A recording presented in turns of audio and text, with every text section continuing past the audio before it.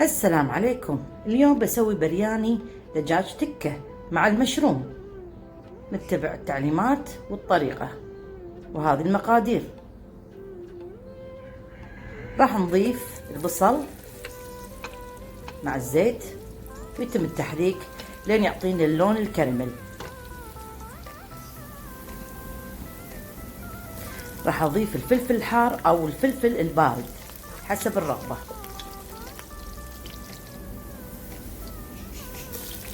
راح اضيف دجاج تكة، يكون انا راشة عليه فلفل اسود شوي. هذول صدور دجاج، واللي حاب يحط حتى دياية كاملة بالعظم على حسب الرغبة، بس انا حبيت اني اسوي دياية تكة بهالطريقة بدون عظم.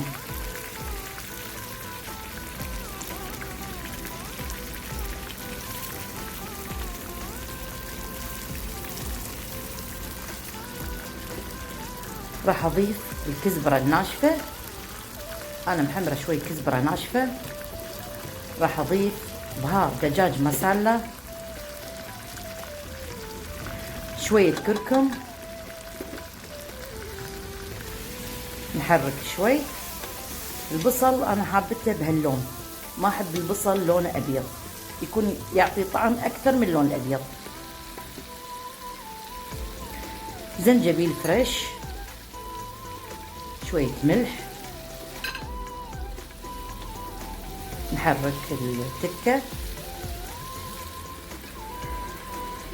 نضيف المشروم، يا مشروم يا فقع على حسب الموسم، وبعد بالفقع يطلع طعمه احلى. نقلي بطاط نحطه على كتر.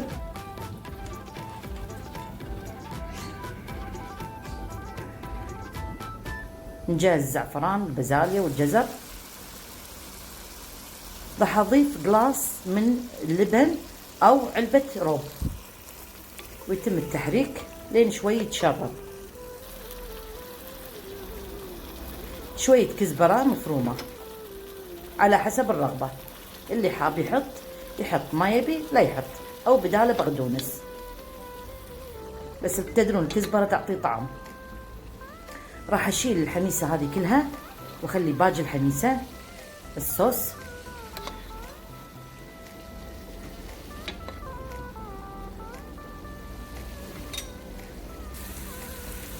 راح اضيف قفشة كبيرة من المعجون، حابة ان العيش شوي يصير ملون. واضيف شوي من بهار الدارسين، وشوي من اللومي الاسود.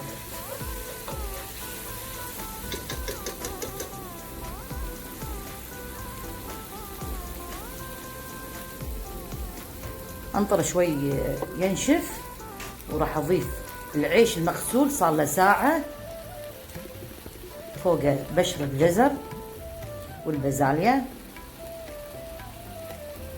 اللي مو حاب يحط خضار لا يحط.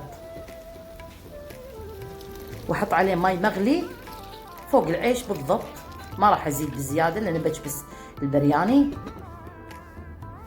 واضيف الملح قفشة كبيرة، لان اللي انا حاطته 4 قلاصات من الرز او العيش. ورق الغار كم حبة.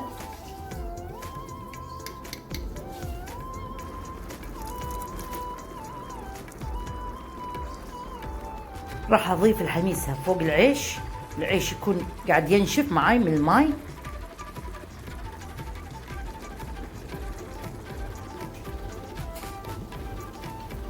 شوية من صبغة الزعفران، وانا مجهزة بعد زعفران نقعته، راح اضيف فوقه.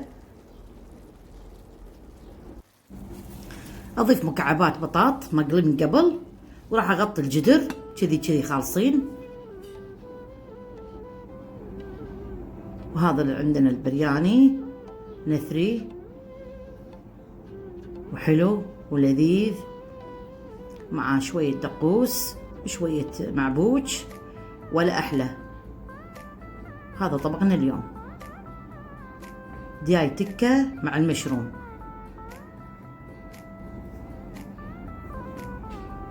وبالعافية.